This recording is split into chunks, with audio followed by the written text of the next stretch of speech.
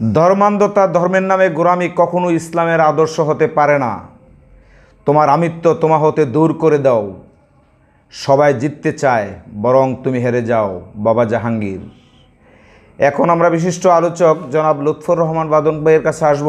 আমরা কোরআনের অনেক স্থানে দেখতে পাই সালাতের সাথে জাকাতের সম্পৃক্ততা রয়েছে। এ বিষয়ের উপর একটু ব্যাখ্যা আলোচনা আসবেন জনাব লুৎফর রহমান বাদন ভাই। ধন্যবাদ জনাব জীবন সিদ্দিকী ভাই। চমৎকার একটি অনুষ্ঠান, গবেষণামূলক একটি অনুষ্ঠান, ধর্মীয় তত্ত্ব এবং বিশ্লেষণের চমৎকার একটি প্ল্যাটফর্ম। এখানে আমাকে আমন্ত্রণ জানানোর জন্য আপনাকে অশেষ ধন্যবাদ জানাচ্ছি। मैं क्यों काबा को तवाफ कर दम, वो तो खाली मकाम है। बंदा नवाज की दिल काबे को तवाफ कर दम, वो तो खुदा का जलवा है। मैं क्यों तीन शैतानों को कंकरिया मारूंगा, वो तो पत्थर से बनाया गया है। अपनी दिल के अंदर तीन शैतानों को भाग जाने का, पत्थर मारने की बंदगी में डूब जाएगा। जिस दिल में तू ही तू है, उस दिल को क्या पूछना। जिस दिल को काबा बनाया गया है, उस दिल को क्या पूछना। पूछना खत्म हो जाता है, जिधर निगाहे आ जाता है, उधर मोमिन बन जाता है। हिरमाए अब्दल, जंजीर बेखुदी, अंबारे ज़िक्र मिम, जज्बाए आशिकाना, चिरागे रोशन, चिरागे जान शरीफ, पीर ও মুর্শেদ কালান্দার বাবা জাহাঙ্গীর বা ইমান আল সুরেশ্বরী বাবা, তার এই পবিত্র কালামটি পড়ে আমি আমার সামান্য কিছু বক্তব্য আপনার প্রশ্নের আলোকে শুরু করছি। একটু খেয়াল করলেই আমরা বুঝতে পারবো যে পবিত্র কোরআনুল কারীমে সালাতের সাথে জাকাতকে আষ্টে পৃষ্ঠে লাগিয়ে দেওয়া হয়েছে, যুক্ত করে দেওয়া হয়েছে। কোরআনুল কারীমের অনেক জায়গায় সালাতের সাথে জাকাতকে উল্লেখ করে কিন্তু বলা হয়েছে। যেমন আমি একটি খুবই গুরুত্বপূর্ণ একটি কোরআনুল কারীমের একটি আয়াত, সেটি হচ্ছে সূরা মরিয়মের 50 নম্বর আয়াত। সেখানে আল্লাহ পাক কী বলছেন? ওয়াকানা ইয়াজরু আন আহলাহু বিসসালাতি ওয়াজ যাকাত ওয়াকানা ইনদা রব্বিহিম মারদিয়ান। অর্থাৎ এবং তিনি হচ্ছেন হযরত ইসমাইল আলাইহিস সালাতু ওয়াস সালাম, এবং তিনি ছিলেন হুকুমকারী তার পরিবার পরিজনকে সালাত এবং জাকাতের সাথে, এবং তিনি ছিলেন তার রবের নিকট পছন্দনীয়। এই আয়াতটি যদি আমরা একটু গবেষণা করি তাহলে এখানে দেখতে পাবো যে আল্লাহ পাক ইসমাইল আলাইহিস সালাতু ওয়াস সালামকে কিন্তু সালাতের সাথে জাকাতের জন্য আদেশ দিচ্ছেন। আচ্ছা, এখন প্রশ্নটি হচ্ছে সালাত এবং জাকাত, সালাত হচ্ছে সংযোগ প্রচেষ্টা, আর জাকাত হচ্ছে আরবি শব্দ জাক্কা হতে জাকাতের উৎপত্তি। জাক্কা হচ্ছে পবিত্রকরণ। আচ্ছা, এখন কি পবিত্র করব? এটা একটা বেসিক একটা কিন্তু প্রশ্ন, কি পবিত্র করব? আচ্ছা, জাকাতের দুটি রূপ রয়েছে কিন্তু, একটি হচ্ছে মেজাজি জাকাত, একটি হচ্ছে হাকিকি বা আভ্যন্তরীণ বা আসল জাকাত। আচ্ছা, এই জাকাতটি হযরত আবু বকর রাদিয়াল্লাহু তাআলা আনহু, ইসলামের ইতিহাসের প্রথম যিনি খলিফা ছিলেন, তার সময় থেকে কিন্তু সরকারিভাবে এই জাকাতটি দেওয়ার প্রচলন চালু হয়েছে। এই জাকাতটিকে বলা হচ্ছে সম্পদের জাকাত, আপনার মালের জাকাত, অ্যাসেট। আচ্ছা, আড়াই ভাগ, আপনার যেটুকু সম্পত্তি আছে তার আড়াই ভাগ হিসাব করে আপনি জাকাত দিয়ে দিবেন। এটা কিন্তু সরকারিভাবে প্রচলন ছিল। কার সময় থেকে? মহানবীর সময় থেকে, মহানবীর আমলে হযরত আবু বকর উনার খলিফা খেলাফতকালে। আচ্ছা, যদি এই হয় অবস্থা, তাহলে এই সূরা মরিয়মের যে 50 নম্বর আয়াতটি রয়েছে, এখানে আল্লাহ পাক তাহলে ইসমাইল নবীকে কেন জাকাত দিতে বলছেন? চমৎকার।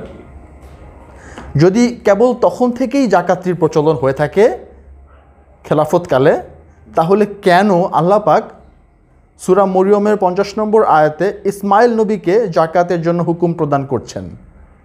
তাহলে বোঝা গেল যে কোরআনুল কারীম মূলত প্রয়োগ পদ্ধতি নয়, মূল বিষয় নিয়ে আলোচনা করে, মূল সারবস্তু নিয়ে কিন্তু কোরআনুল কারীম আলোচনা করে থাকে।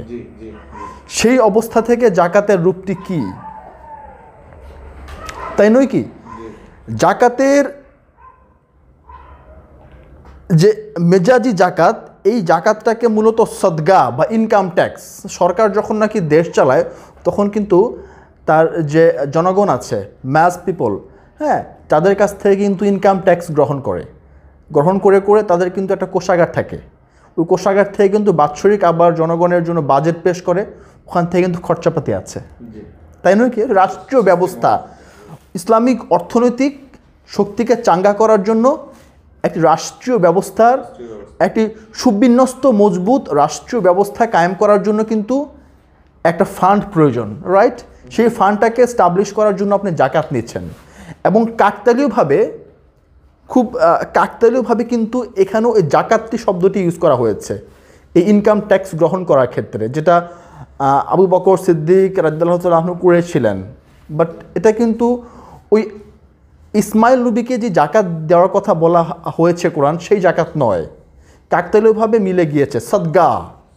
যেখানে কোরআন বলতেছে যে তুমি তোমার সম্পত্তি থেকে কিছু অংশ দান করো, বা গরিব দুস্থকে দাও, বা একে দাও ওকে দাও, তখন কিন্তু সদগা শব্দটি ব্যবহার করা হয়েছে, জাকাত শব্দটি কিন্তু তখন ব্যবহার করা হয়নি। তাহলে জাকাত শব্দটির অর্থ কী? জাকাত শব্দটির অর্থ হচ্ছে মূলত আমার দুটি হাত আছে, আমার একটি মাথা আছে, দুটি চোখ আছে, আমার দুটি পা আছে, আমার এই দেহের অভ্যন্তরে আমার হার্ট আছে, কিডনি আছে, লিভার আছে, তাই নয় কি? এবং সর্বোপরি আমার কিন্তু চিত্তাকর্ষক কিছু বুদ্ধিমত্তা আছে, আই ক্যান থিঙ্ক, আমি চিন্তা করতে পারি, আমি গবেষণা করতে পারি, তাই নয় কি? আমি বিচার বুদ্ধি বিশ্লেষণ করার আমার শক্তি সামর্থ্য আছে। তো এই যে আমার যে সমস্ত কিছু শক্তি সামর্থ্য, আমার চিত্তাকর্ষক সমস্ত শক্তি, আমার যেই ঈশ্বর প্রদত্ত, আল্লাহ প্রদত্ত আমার যে সমস্ত বিষয়গুলো আল্লাহ দিয়েছেন, এই সব কিছু কিন্তু তার জন্য, তাকে ভালোবেসে তার ইচ্ছার কাছে বিলিয়ে দেওয়া বা আত্মোৎসর্গ করে দেওয়া, নিজেকে বলিদান করে দেওয়া, এটাই কি বলা হচ্ছে জাকাত। করে দিয়ে কি হবে? পবিত্র হতে হবে। এখানে হচ্ছে জাকাতের মূল সারবস্তুটি। এখন আপনি আমাকে যদি প্রশ্ন আপনি যেটা করেছেন, তাহলে সালাতের সাথে কেন একে জড়িয়ে দেওয়া হলো? আচ্ছা, সালাতের অর্থ হচ্ছে যোগাযোগ প্রচেষ্টা, সংযোগ প্রচেষ্টা। আপনি যখন নাকি সালাতের জন্য বা যোগাযোগ করার জন্য আপনার প্রভুর সাথে সংযোগ প্রচেষ্টায় লিপ্ত হতে যাবেন বা হতে থাকবেন, তখন কিন্তু আপনাকে জাকাতটি দিতেই হবে। আপনি সংযোগ প্রচেষ্টায় লিপ্ত হচ্ছেন, কিন্তু সালাত কায়েম করতে বলা হচ্ছে। এই যেখানে বলা আছে বিস সালাতে ওয়া জাকাতে, সালাতের সাথে এবং জাকাতের সাথে। তাহলে একটা কিন্তু সালাত আমরা জানি ফরজ, কিন্তু জাকাতটা ফরজ বলা হয় না। কেন বলা হয় না? কারণ সকলে কিন্তু অর্থ সম্পদ অর্থকরী নাই, অনেক আছে অসহায় দুস্থ গরিব, they do not earn a smart livelihood, তারা কিন্তু এটা করছে না, তো তাদেরকে দেওয়া লাগবে না। আমাদের শরীয়তি পরিভাষা বলা হচ্ছে গুটি কয়েক যাদের অর্থ সম্পদ রয়েছে তাদেরকে জাকাত দিতে। কিন্তু কোরআন কিন্তু এটা বলে নাই যে যাদের টাকা আছে তাদের জাকাত দাও, যাদের অর্থ সম্পদ আছে, যারা ধনী তারা জাকাত দাও, এটা তো বলা হয়নি। কোরআন তো স্পষ্ট বলতেই পারতেন যে সালাত কায়েম করো সবাই, আর গুটি কয়েক যাদের মধ্যে অর্থ সম্পদ রয়েছে তারা জাকাত দিয়ে দাও, কিন্তু এটা তো বলেনি, কোরআন তো স্পষ্ট করে বলেনি। তাহলে আমরা কেন লাগিয়ে নিচ্ছি যারা অর্থ সম্পদশালী তারা জাকাত দেবে আর দুস্থ জাকাত দেবে না? তাহলে একই সাথে দুটো টার্ম কিন্তু একই সাথে ভেরি সাইমালটেনিয়াসলি, হ্যাঁ, একদম কিন্তু কোরিলেটেড, সালাত এবং পাশেই জাকাত। তাহলে একটা সবার জন্য আর তার পরেরটাই গুটি কয়েকের জন্য, আমার কাছে মনে হয় কিছু একটা সাংঘর্ষিক, আত্মবিরোধী, দুটোই কিন্তু প্যারালাল হওয়ার কথা ছিল। সে যাই হোক, সেটা মূল বক্তব্য না। মূল বক্তব্য হচ্ছে আপনি যখন নাকি সালাত কায়েম করতে যাবেন, আপনার রবের সাথে সংযোগ করতে যাবেন, তখন কিন্তু আপনার মানবীয় সমস্ত গুণাবলী, আপনার আমিত্বের সমস্ত পর্দাগুলি, আপনার আমিত্বের সমস্ত খুঁটিগুলি, আপনার ইচ্ছাগুলি, আপনার চাহিদাগুলি, যে আপনার লেলিহান শিখা, আপনার লেলিহান জিব্বা, চাওপা যে লেলিহান অগ্নিশিখা, এই সবগুলো কিন্তু আপনাকে আত্মত্যাগ করেই কিন্তু সালাতটিকে কায়েম করতে হবে। একমাত্র এই কারণেই বাবা কালান্দার জাহাঙ্গীর ওনার গবেষণায় আমরা পেয়েছি যে এইমাত্র এটির কারণেই সালাত এবং জাকাতটিকে কিন্তু জড়িয়ে দেওয়া হয়েছে, একসঙ্গে কোরিলেটেড করে দেওয়া হয়েছে, অথবা এছাড়া এর কোনো কারণ থাকতে পারে না। আবার আরেকটি জায়গায় আপনি দেখবেন কোরআনে কিন্তু 25 জন নবীর নাম উল্লেখ করা আছে। আদম শফিউল্লাহ থেকে কিন্তু অনেক নবী কিন্তু জাকাত দিয়েছেন। তাহলে সেটা কোন জাকাত? যদি একমাত্র শুধুমাত্র আপনার এই সম্পত্তি 2.5 টাকা কি জাকাত বোঝা? হ্যাঁ, এটাও জাকাত, তবে এটা মেজাজি। এখানে জাকাতের যে মূল ভাব সেটা কিন্তু সম্পত্তি 2.5 টাকা দিয়ে বোঝা যায় না। আচ্ছা, সালাত, আমাদের মূল বক্তব্যটি ছিল সালাত। আমাদের সালাতটি কায়েম করতে হবে, সালাতটিকে আমাদের কায়েম করতেই হবে, কারণ এখানে কায়েমের কথা বলা হয়েছে। এবং এই কায়েম করার জন্য আমাদেরকে জাকাত দিতেই হবে। মানবীয় আমিত্বের যে আবর্জনাগুলো, এই আবর্জনাগুলো আমাদেরকে ঝেঁটিয়ে বিদায় করতেই হবে, নাহলে সালাত কায়েম করাই যাবে না, অসম্ভব। এটা ক্যালকুলেটারে আপনি হিসাব করে দিলেন কে কত টাকা পাও না, আপনি শাড়ি গয়না কাপড় দিয়ে দিলেন, হয়ে গেল জাকাত। এই জাকাতের কথা কিন্তু কোরআন বলেনি, ওটা খেলাফতের সময় ছিল, ওটা ইনকাম ট্যাক্স। কিন্তু জাকাতের মূল ভাব যে হাকিকাত, এটা কিন্তু এটা না। এক্ষেত্রে আমি কোরআনের একটি আয়াতের সাথে আপনাকে একটু পরিচয় করে দিতে চাই। সেটি হচ্ছে আপনার সূরা আন-নূরের 37 নম্বর আয়াত। দেখেন আল্লাহ পাক কি বলছেন, দেখেন, রিজালুন লাতুল হিম তিজারাতু ওয়ালা বাইয়ুন আন যিকরিল্লাহি ওয়া আকিমিস সালাতি ওয়া ইয়াতি জাকাতি, আকিমিস সালাতি এবং তারপরেই ইয়াতি জাকাতি, ইয়াখাফুনা ইয়াওমান তাতাকাল্লাবু ফিহিল কুলুবু ওয়াল আবসার। অর্থটা কি দাঁড়ায়? সেই সব লোকেরা তাহাদের বিরত রাখে না। খুব মন দিয়ে শুনেন, সেই সব লোকেরা তাহাদের বিরত রাখে না ব্যবসা বাণিজ্য এবং কেনা বেচা, আল্লাহর জিকির হইতে এবং সালাত কায়েম করা হইতে এবং জাকাত আদায় হইতে। কেন? তাহারা ভয় করে সেই দিনে যেদিন তাহাদের অন্তর এবং চোখগুলিকে উল্টিয়ে দেওয়া হবে, উল্টাইয়া যাবে। এখন এখানে খুব সাংঘাতিক একটি বিষয় রয়েছে আপনার এখানে দৃষ্টিকে নিবদ্ধ করার জন্য। সেটি হচ্ছে 3টি এখানে কথা বলা হয়েছে। একদল গোষ্ঠী আছে যারা কিন্তু সেই দিনের ভয় করে, যেদিন চোখ উল্টিয়ে যাবে, অন্তরগুলো এবং চোখগুলো উল্টিয়ে যাবে, সেই দিনের ভয় করে 3টা কাজ তারা সব সময় করে থাকে। একটা হচ্ছে জিকিরে থাকে, একটা হচ্ছে তারা সালাতে থাকে, কায়েম করার চেষ্টা করে, এবং তারা জাকাত দিতে তৎপর হয়। কখন কখন তাদের নিত্য নৈমিত্তিক যে বিষয়, বৈষয়িক যে ঘটনাগুলো আছে, ব্যবসা বাণিজ্য, ক্রয় বিক্রয়, কোরআনে বলে দেওয়া আছে ব্যবসা বাণিজ্য, ক্রয় বিক্রয়, দেনা পাওনা, চাকরি বাকরি, এই বিষয়গুলো হচ্ছে বৈষয়িক বিষয়।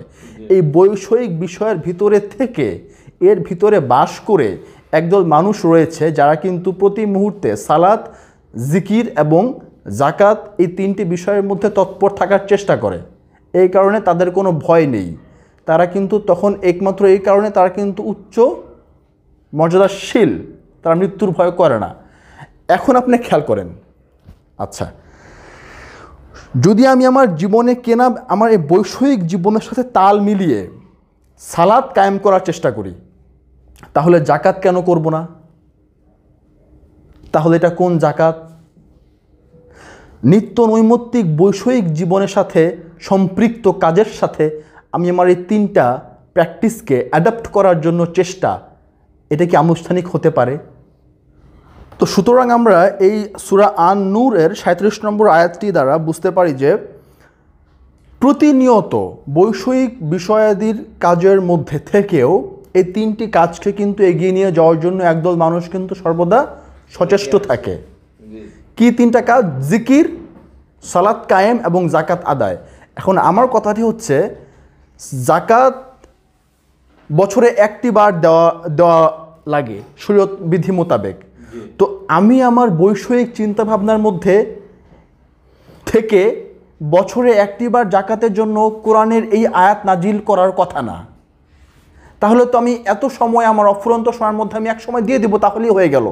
তাহলে এই আয়াতটি দিয়ে পরিষ্কার বোঝা যায় যে এই দায়মি জাকাত একটা আভ্যন্তরীণ জাকাত, যেটা দেখানো যাচ্ছে না, সেই জাকাতের প্রতি ইঙ্গিত দেওয়া হচ্ছে এবং সেই জাকাতটি আপনাকে সালাত কায়েমের সাথে সম্পৃক্ত।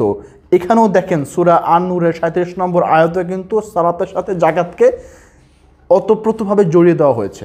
অনেক তাফসীরকারক করেন কি, এখানে নামাজের কথা উল্লেখ করে দেন, তাফসীর বাংলায় তাফসীর করেন, অনেকে সালাত রেখেছেন, আবার অনেকে কিন্তু নামাজ কায়েম করার কথা বলে দেয়। এখন আমার কথাটি হচ্ছে, নামাজ তো ফার্সি শব্দ, নামাজ তো আরবিও না, বাংলাও না। নামাজ তো বাংলা শব্দ নয়, এটা বাংলা ভাষায় প্রবেশ করেছে। বাংলা ভাষায় এরকম অনেক শব্দই কিন্তু অনুপ্রবেশ করেছে, অনেক ইংরেজি শব্দ, অনেক ফার্সি শব্দ, অনেক ডাচ, ওলন্দাজ, তাই না, পর্তুগিজ শব্দ, সাংস্কৃতিক শব্দ, অনেক শব্দই কিন্তু বাংলা ভাষায় অনুপ্রবেশ করেছে, বাংলার মতোই শোনায়। আমরা বাঙালিরা কিন্তু এগুলো ব্যবহার করে থাকি, বাট স্টিল এগুলো কিন্তু বাংলা শব্দ নয়। আচ্ছা, নামাজও সেরকম শব্দ, আমাদের কথাবার্তায় নামাজ শব্দটা আমরা ইউজ করে থাকি, কিন্তু আদৌ কিন্তু নামাজ বাংলা শব্দ নয়। আচ্ছা, তাহলে আপনি কিন্তু বাংলা তাফসির করতেছেন, আপনি কিন্তু বাংলা তাফসির করতেছেন, আপনাকে বুঝতে হবে আপনি কিন্তু বাংলায় অনুবাদ করতেছেন আরবি কোরআনের। তো আপনি সেখানে নামাজ কেন লিখলেন? সালাতের বাংলা কি নামাজ? সালাতের বাংলা তো নামাজ নয়। তো আপনি নামাজ কেন লিখলেন? আপনি ফার্সি ভাষা কেন আমদানি করলেন বাংলা করতে গিয়ে? আপনি বাংলা করতে গিয়ে ফার্সি শব্দ কেন টানলেন? সরাসরি বাংলা ডিকশনারি থেকে বাংলা করে দেন, সালাতের সংযোগ লিখে দেন। যদি সংযোগ লিখে দেন আপনি, তাহলে কিন্তু সংযোগের ব্যাখ্যা দিতে পারবেন না। যেহেতু আপনি সংযোগের ব্যাখ্যা দিতে পারবেন না, সেহেতু আপনার এখানে গজামিল করা হচ্ছে, সেহেতু আপনি নামাজ উল্লেখ করে দিচ্ছেন, কারণ নামাজটা প্রচলিত। আপনি 5 ওয়াক্ত নামাজ উল্লেখ করে ব্যাখ্যা লিখে দেবেন, তাই আপনি নামাজটাকে ইঙ্গিত করছেন। কিন্তু যখন আপনি হুবহু বাংলা লিখবেন, সালাতের বাংলা সংযোগ প্রচেষ্টা, তখন কিন্তু আপনার ব্যাখ্যা দিতে পারবেন না, কার সাথে সংযোগ করব। আপনি যদি হুবহু শব্দের সাথে শব্দের তাল মিলিয়ে বাংলা করেন, তাহলে অর্থটি কিন্তু ব্যাখ্যা দেওয়া খুব ডিফিকাল্ট হয়ে যায়। সংযোগ আপনি কার সাথে করবেন, এর ব্যাখ্যা কি, তাই নয় কি? কিভাবে সংযোগ প্রচেষ্টা আমি করব, মূল থিম থেকে এড়িয়ে যাওয়ার জন্য এভাবে এক্স্যাক্টলি আমার নিজের সাথে যেটা মিলে আমি যেটা ব্যাখ্যা দিতে পারবো, প্রচলিত ব্যবস্থার ভেতরে থেকে আমি যেটা ব্যাখ্যা দিতে পারবো, আমি কিন্তু ওটাই তফসির করে দিচ্ছি। কিন্তু এর বাহিরেও যে জগৎ থাকতে পারে, যেটা আমার জানা নেই, আমি গবেষণা করে বের করব, অথবা আমি লিখে দেব যে আমি জানি না। এই যে মহানিরপেক্ষতার যে দর্শনটুকু, যে আমি জানি না, আমি না জানলে তো প্রেস্টিজ থাকবে না, আমাকে সমাজের লোক তো অ্যাকসেপ্ট করবে না, আমার ইজ্জত তো থাকবে না সমাজের বুকে। সেহেতু আমাকে লিখে দিতে হবে একটা কিছু, যাতে আমি এই ব্যাখ্যাটা দিতে পারি। এখন আম মানুষ তো কোরআন হাদিস ফেকা মাদ্রাসায় যায় ভর্তি হয়ে আর শেখা সম্ভবপর না। তারা আমাদের মতো যারা ইসলাম গবেষণা করে থাকে, তাদের সান্নিধ্যে গিয়ে একদম আনকন্ডিশনালি, আনপ্যারালালি সব কিছু মেনে চলে আসতেছে। আমি কোরআনের আরেকটি আয়াতের উদ্ধৃতি দেব, সেটা হচ্ছে সূরা আন-নূর আয়াত নাম্বার 56, ওয়া আকিমুস সালাতা ওয়া আতুজ যাকাতা। দেখেন এখানেও আকিমুস সালাতা ওয়া আতুজ যাকাতা একসাথে কি বলেছে, ওয়া আকিমুস সালাতা ওয়া আতুজ যাকাতা ওয়া আতিউর রাসূলা লাআল্লাকুম তুরহামুন। 3টি কথা একসাথে আবার জুড়ে দেওয়া হয়েছে। কি 3টি জিনিস? তোমরা সালাত কায়েম করো, যাকাত দাও এবং লাস্টে রাসূলের অনুসরণ করো, আনুগত্য করো। শব্দটি কিন্তু মূলত আনুগত্য। আচ্ছা, এখন সালাত একটি প্র্যাকটিস, জাকাত একটি প্র্যাকটিস। রাসূল তো বলেছেন মোহাম্মদ মুস্তফা সাল্লাল্লাহু আলাইহি সাল্লাম যে নামাজ সালাত করো, জাকাত দাও, আচ্ছা মহানবী বলেছেন, তাহলে আমি সালাতের কথাও বলছি, জাকাতের কথাও বলছি, তাহলে এরপরে আবার কেন লাগিয়ে দিয়েছে রাসূলের ইত্তেবা করো, অনুসরণ করো? তাহলে এ দুটোর বাহিরেও কি আরও কিছু আছে যাহার প্রতি ইঙ্গিত দিচ্ছে? চমৎকার বিষয়। তাহলে এই দুইটা বিষয় পাশাপাশি রাখার কারণ কি? আচ্ছা, এখন রাসূলের অনুগত্য করো করো বলা হয় নাই যে রাসূলের অনুগত্য করেছিলে, এখন তোমরা এই সমাজের আলেমদের অনুগত্য করো, বলে নাই। Present tense. রাসূল তো আগে এসছেন, 570 খ্রিস্টাব্দে রাসূল এসেছেন, মহানবী। কোরআন সর্বকালের জন্য, এটা সবাই জানে। সর্বাবস্থায় সর্বকালের জন্য কোরআন সার্বজনীন বাণী, সার্বজনীন আহ্বান। আপনারাই বলেন সারা বিশ্বের মানুষের জন্য কোরআন, কিয়ামতের আগ পর্যন্ত কোরআনকে আল্লাহ হেফাজত করবে, আপনারাই তো বলেন। তাহলে প্রেজেন্ট টেন্সে আল্লাহ পাক বললেন যে তোমরা কিন্তু রাসূলের অনুসরণ করো। কেন করো? আনুগত্য করো, লাআল্লাকুম তুরহামুন, এবং যাতে তোমরা আল্লাহর রহমতটুকু পাইতে পারো। কি সাংঘাতিক! আল্লাহর রহমতটুকু পাইবার জন্য রাসূলের অনুসরণ বা আনুগত্য করো। যদি না করো রহমত পাইবে না। এবং এই রহমত পাওয়ার জন্য সালাত এবং জাকাত একসাথে করো। এই সালাত এবং জাকাত একসাথে করো, তাহলেই রাসূলের অনুসরণটুকু করা হবে, পরিপূর্ণতা আসবে এবং তোমরা রহমত পাইতে পারো। আচ্ছা, রাসূল কি জাকাত দিছে?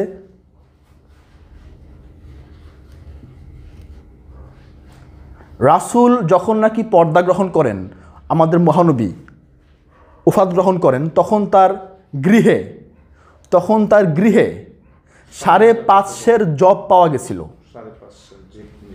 আর ইহুদির থেকে কর্জ করে আনা জৈতুনের তেল পাওয়া গেছিল। আচ্ছা, যদি এই হয় তার সম্পত্তির অবস্থা, তাহলে তিনি কাকে জাকাত দিয়েছেন? তার তো টাকা পয়সাই নাই, অর্থ করেই নাই, সম্পত্তিই নাই, বাড়ি নাই, গাড়ি নাই, সোনা নাই, টাকা নাই, করি নাই, ব্যবসা নাই, বাণিজ্য নাই, কোনো টাকা সে জমায় রাখে নাই, ব্যাংক নাই, ব্যালেন্স নাই, বালিশের নিচে টাকা গুজে রাখে নাই। আজকালকার জামানায় তো বালিশের নিচে টাকা গুজে রাখে, তোষকের তলে ফুটা করে টাকা গুজে রাখে। মহানবীর তো তোষকও নাই, তোষকের তলে টাকা কোথায় জমাবে? হ্যাঁ, তাহলে এত সহায় সম্পত্তি উনি বিলিয়ে দিলেন, বিলিয়ে নিঃস্ব হয়ে গেলেন, তাহলে জাকাত, যে 2.5 টাকার জাকাত, উনি কাকে দিয়েছেন? আপনি কোরআনের এখানে বলা হচ্ছে জাকাত দাও, তাহলে রাসূলের ইত্তেবা বা অনুসরণটি করা হবে। তাহলে আমরা এখানে পরিষ্কার বুঝতে পারছি যে জাকাতের অর্থ হচ্ছে পবিত্র করা, মালের পবিত্র। আচ্ছা, আমি আপনার কপালে পিস্তল ঠেকিয়ে ডাকাতি করে সম্পত্তি উপার্জন করলাম, উপার্জন করে আমি গাড়ি বাড়ি করলাম, সরকারি খাজনা মতে, ট্যাক্স মতে হিসাব করে মাওলানা সাহেবরা, মুফতি সাহেবরা ডিক্লারেশন দিলেন যে এই বছরে এত% জাকাত দিতে হবে। আমি ওই যে ইনকাম ট্যাক্সের লয়ার ডাইকাই না, হিসাব করলাম যে কত বলে দাও। এখন আমি তো সম্পত্তি কামাইছি অনৈতিকভাবে, তো অনৈতিকভাবে সম্পত্তি কামাইয়া আমি সেই সম্পত্তি জাকাত দিয়ে কি পবিত্র করা যায়? এটা কি সরকার যে ঘোষণা দেয় মাঝে মাঝে, ব্ল্যাক মানি হোয়াইট করে দাও, অসৎ উপার্জনের অর্থ দিয়ে কখনো জাকাত, মানি লন্ডারিং করার পরে, ওই যে অর্থনৈতিক ভাষায় বলা আছে মানি লন্ডারিং, ওই মানি লন্ডারিং করার পরে ওই মানি লন্ডারিংকৃত টাকা সরকার প্রতি বছর বছর একটা ঘোষণা দেয় যে এই ব্ল্যাক মানি হোয়াইট করার মতো অপশন দিলাম। তো সেটা কি এটা যে আপনি অর্থ সম্পদ, আপনার গলায় পিস্তল, কাঁধে পিস্তল ঠেকায় আমি অর্থ সম্পদ চুরি বা বাটপারি করে কামাইলাম, ঘুষ খায় কামাইলাম, সেই টাকা আমি জাকাত দিয়ে পবিত্র করব? এটা কি তাহলে সেই অর্থের পবিত্রকরণ বলা হচ্ছে? না, এটা অন্তরের পবিত্রকরণ বলা হচ্ছে, সেই জাকাত। আর এই জাকাতটি আপনি আদায় করতে হলে অবশ্যই সালাত কায়েম করতেই হবে। সালাত কায়েম করতে হলে জাকাত দিতে হবে, জাকাত দিতে হলে সালাত কায়েম করতে হবে। দুটার পরিপূরক। সম্পৃক্ততা, পরিপূর্ণ সম্পৃক্ততা। এবার আমি একটি আয়াত বলি শেষ করব। সে আয়াতটি হচ্ছে খুবই গুরুত্বপূর্ণ। সালাত আপনি কার সাথে কায়েম করবেন?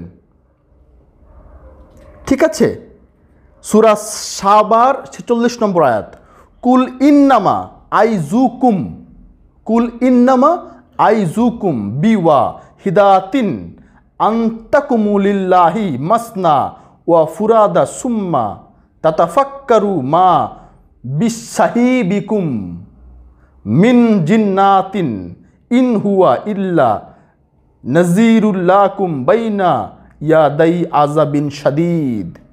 অর্থটি হচ্ছে, আপনি বলুন, কুল ইন্নামা, আপনি বলুন, আমি বলবো না, আপনি বলুন, আমার পক্ষ থেকে আপনি বলুন। আল্লাহ বলে নাই যে শোনো আমি বলতেছি,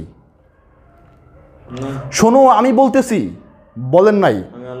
মহানবীকে বলতেছে আপনি বলুন। আচ্ছা, এখানে আমি একটু আসি। আল্লাহ পাক কেন নিজে না বলে মহানবীকে দিয়ে বলাইলেন? কেন বললেন যে আপনি বলুন? কারণ হচ্ছে মহানবী মুস্তাফা সাল্লাল্লাহু আলাইহি সাল্লাম রিপ্রেজেন্টস লর্ড অলমাইটি। মহানবী সর্বশক্তিমান একমাত্র বিশ্ব রবকে প্রতিনিধিত্ব করে। সেই কারণে আল্লাহ পাক বলতেছেন যে আমার পক্ষ থেকে আপনি বলে দিন, আপনি বলুন। আপনি বলা আমি বলা এক কথা, অ্যাজ ইট ইজ।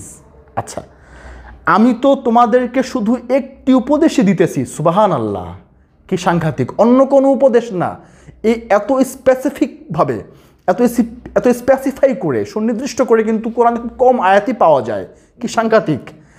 আমি তো তোমাদেরকে শুধুমাত্র একটি উপদেশই দিতেছি, আর তাহা হইতেছে যে তোমরা আল্লাহর জন্য দাঁড়াও, আল্লাহর জন্য দাঁড়াও। প্রথমে জোড়ায় জোড়ায়, প্রথমে জোড়ায় জোড়ায় এবং তাহার পরে একা একা। তোমরা ফারাক করিয়া দেখো, তোমাদের সাহেব জিনগ্রস্ত নহেন, তোমাদের সাহিবিকুম জিন্নাতিন, তোমাদের সাহেব জিনগ্রস্ত নহেন, জিনগ্রস্তদের মধ্যে নহেন। নিশ্চয়ই তিনি তো সতর্ককারী তোমাদের কঠোর শাস্তি সম্পর্কে। আচ্ছা, এই আয়াতটির ব্যাখ্যা দিয়ে আমি শেষ করব। খেয়াল করে দেখেন, প্রথমে দাঁড়াও জোড়ায় জোড়ায়, সালাত কায়েম করার জন্য। এখানে একটি বিষয়, এখানে সালাত কথাটি উল্লেখ করা কিন্তু নাই। বেসিক্যালি সালাত শব্দটি এখানে কিন্তু স্পেসিফিক্যালি বলা নেই, বলা হচ্ছে দাঁড়াও। আমরা অনুবাদকারীরা, তাফসীরকারকেরা অর্থটির ভাবার্থটিকে সাজিয়ে নিয়ে আমাদের যতটুকু বোধে কুলিয়ে ওঠে সেই সুবাদে আমরা কিন্তু সালাত শব্দটি ব্যবহার করি, কিন্তু আসলে কিন্তু সালাত শব্দটি নেই। আমরা ধরে নিলাম সালাত কায়েমের জন্যই দাঁড়াইতে বলা হয়েছে। প্রথমে জোড়ায় জোড়ায়, জোড়ায় জোড়ায়, পরে একা একা। আচ্ছা, এবং পরে বলে দিলেন তোমাদের সাহেব জিনগ্রস্ত নহেন। এবং এই সাহেব বলতে অনেকে আবার অর্থ করে সঙ্গী, সাথী, পার্টনার। আচ্ছা, করলো, এটা পরে আসতেছি। কেন আল্লাহ পাক পবিত্র কোরআনে জোড়ায় জোড়ায় দাঁড়াতে বললেন? জোড়া মানে কি? দুইজন না তিনজনের জোড়া হয়? জীবনে শুনছেন? ইহ জন্মে শুনছেন তিনজনে জোড়া হয়? দুইজনে জোড়া হয়, দুইজনে জোড়া হয়, রাইট? জোড়ায় জোড়ায় দাঁড়াতে বলা হয়েছে। বলে নাই তোমরা জোড়ায় জোড়ায় রুকু করো, সেজদা করো, মোনাজাত করো, সালাম ফেরাও, অথবা কেরাত পড়ো। কেরাত পড়ো বলা হয় নাই। নামাজের জন্য দাঁড়াও জোড়ায় জোড়ায়। আচ্ছা, দাঁড়াইলাম, তারপরে একা একা। সুবহানাল্লাহ। এবং খেয়াল করো তোমাদের সাহেব জিনগ্রস্ত নহেন। কি সাংঘাতিক! জোড়ায় জোড়ায়, একা একা এবং সাহেব। কোরআনের প্রতিটি শব্দে রহস্য থাকে। আল্লাহ পাকের যে শব্দ চয়ন, কোন প্রেক্ষিতে তিনি কেন এই শব্দটি চয়ন করছেন, বাছাই করছেন, এর পেছনে গভীরতম রহস্য লুকিয়ে আছে। আমাদের খুঁটিয়ে খুঁটিয়ে খুঁটিয়ে খুঁটিয়ে গবেষণার পর গবেষণা করে আমাদেরকে খুঁজে বের করতে হবে কেন এখানে সাহেব কথাটি বললেন, কেন নবী বললেন না, কেন ওলি বললেন না, কেন রাসূল বললেন না। কেন আব্দুহু বললেন না? কেন সাহেব বললেন? কারণ সাহেব হচ্ছে কর্তা, সাথী। এই সাথীর সঙ্গে, এই সাহেবের সঙ্গে আমাকে জোড়ায় জোড়ায় দাঁড়াইতে হবে। কেন দাঁড়াইতে হবে? কারণ তিনি জিনগ্রস্ত নহেন, তার মধ্যে শয়তানি নাই, তার মধ্যে শয়তানের কোনো ইনফ্লুয়েন্স নাই, কোনো প্রভাব নাই, সেই কারণে তিনি জিনগ্রস্ত নহেন। তো এমন একজন জিনগ্রস্ত সাহেব, তার সঙ্গে আমাকে জোড়ায় জোড়ায় দাঁড়াইতে হবে, এবং এই জোড়ায় জোড়ায় দাঁড়াবার পর আমাকে একা হয়ে যেতে হবে। এই যে একা হয়ে যাব, এটাই হচ্ছে তৌহিদে চলে যাওয়া। এই যে আমি ব্যাখ্যাটুকু দিচ্ছি, এই ব্যাখ্যাটুকু হচ্ছে কালান্দার বাবা জাহাঙ্গীর বা ইমান আল সুরেশ্বরী তার এই যে কোরআনুল মাজিদ আপনারা দেখতে পাচ্ছেন, হুবহুব অনুবাদ বাংলায় শব্দে শব্দে, এখানে এই ব্যাখ্যাটুকু দেওয়া আছে। এই ব্যাখ্যাটুকু যে আপনি দিচ্ছেন, বাবাই দিয়েছেন, এটা রহস্য জগতের ব্যাখ্যা। এটা সাধনার মাধ্যমে অর্জন করতে হয়, এটা ব্যাকরণ দিয়ে আপনি বুঝতে পারবেন না। ব্যাকরণ শিখে আপনি শব্দের অর্থটুকু করতে পারবেন, কিন্তু কেন জিনগ্রস্ত নয় বলা হয়েছে? তাহলে এই সাহেব শব্দটি কিন্তু সার্বজনীন। এই সাহেব শব্দটি দিয়ে কিন্তু কোনো দলগত ধর্মের কোনো মহাপুরুষকে ইঙ্গিত করা হয়নি, বরং সমস্ত ধর্মে, সমস্ত কনসেপ্টে, যেখানে সমস্ত ধর্মে যেখানে আধ্যাত্মবাদ রয়েছে, যেখানে গুরু শিষ্যের পরম্পরাটি রয়েছে, যেখানে শিক্ষক এবং ছাত্রের প্রয়োজনটুকু রয়েছে, যেখানে পীর এবং মুরিদের বিষয়টুকু রয়েছে, আধ্যাত্মিক শিক্ষকের বিষয়টুকু রয়েছে। হজরত আবদুল্লাহ ইউসুফ আলী, যিনি হোলি কোরআন রচয়িতা, তিনি এখানে শিক্ষক শব্দটি ব্যবহার করেছেন তার তাফসিরে। ধন্যবাদ জানাই তাকে, সাধুবাদ জানাই যে তিনি শিক্ষক শব্দটি ব্যবহার করেছেন। এখন এই আয়াতটুকুকে আপনি 5 ওয়াক্ত নামাজের মধ্যে যদি চালিয়ে দিতে চান, আমার বলার কিছুই নাই, করতে পারেন, কিন্তু এটারও গুরুত্ব আছে। সঠিক নির্ণয় আর হলো না, সঠিক নির্ণয়টুকু কিন্তু আপনি করতে পারছেন না। আপনি জাকাত সব সময় সালাতের সাথে কেন জুড়ে দেওয়া হবে? যদি মাত্র একটা শুধুমাত্র সর্বজন নিবেদিত, সর্বজন এর জন্য ফরজ হয়, আর একটি কেবলমাত্র শুধুমাত্র গুটি কয়েক মানুষের জন্য ফরজ হয়, তাহলে তো প্যারালালি আসার কথা ছিল না। এটা এই জন্য এসেছে কারণ একটি অপরটির পরিপূরক, একটি ছাড়া অপরটি কিন্তু হচ্ছে না। এই মূল ভাব বস্তুতে আমাদেরকে প্রবেশ করতে হবে। এই প্রবেশ করার জন্য আমি আপনাদের কাছে, আপনার এই অনুষ্ঠানটির মাধ্যমে আমি সর্বস্তরের মানুষকে আহ্বান জানাচ্ছি, রিকোয়েস্ট করছি, আপনারা কালান্দার বাবা জাহাঙ্গীর বা ইমান আল সুরেশ্বরী উনার বইটুকু আপনারা পাঠ করুন, আপনারা পড়ুন, গবেষণার উপর গবেষণা করুন, দেখুন সত্য আছে কিনা। যদি ভালো না লাগে কোনো সমস্যা নাই, বই ফেরত দিয়ে দিন, কিন্তু আপনারা পড়ুন, গবেষণা করুন। বাজারে আরও 8-10টি কোরআনের তাফসীর আপনারা সংগ্রহ করুন এবং এটি সংগ্রহ করুন, তুলনামূলক কম্পারেটিভ অ্যানালাইসিস করুন, তুলনামূলক যে বিশ্লেষণ সেটি করুন। তারপর যেটুকু আপনাদের মনে হয় আপনারা সেটাই গ্রহণ করুন। আপনার স্বাধীন বিচার শক্তি রয়েছে এই বলে, এবং এই অনুষ্ঠানটির সাথে যারা জড়িত, সমগ্র কলাকৌশলী যারা এর পেছনে শ্রম দিচ্ছেন, তাদের প্রত্যেককে আমি আমার আন্তরিক শুকরিয়া জানাই। এই বলে শেষ করছি। আসসালামু আলাইকুম রহমতুল্লাহি ওয়া বারাকাতুহু। সাধুবাদ জনাব লুৎফর রহমান বাদন ভাইকে। আমরা কোরআনের অনেক স্থানে জাকাতের সাথে সালাতের সম্পৃক্ততা রয়েছে বলে ওই উপরোক্ত বিষয়গুলো নিয়ে একটু আলোচনা জানতে চেয়েছিলাম। যথার্থ আলোচনা করেছেন। সূরা মরিয়ম 50 আয়াত থেকে শুরু করে কয়েকটা সূরায় উনি ব্যাখ্যা করেছেন এবং সুস্পষ্ট ধারণা আমাদেরকে দিয়েছেন, তাকে আবারও ধন্যবাদ। সুপ্রিয় দর্শক, আমরা অনুষ্ঠানের শেষ পর্যায়ে চলে এসেছি। আমাদের অনুষ্ঠানের বিষয়টি যদি আপনার মনে এটুকু সত্য উদয় হয়ে থাকে, তাহলে লাইক ও কমেন্ট করে আমাদের পাশে থাকুন এবং সুফিবাদ আত্মপরিচয়ের একমাত্র পথ চ্যানেলকে সাবস্ক্রাইব করুন। আল্লাহ হাফেজ।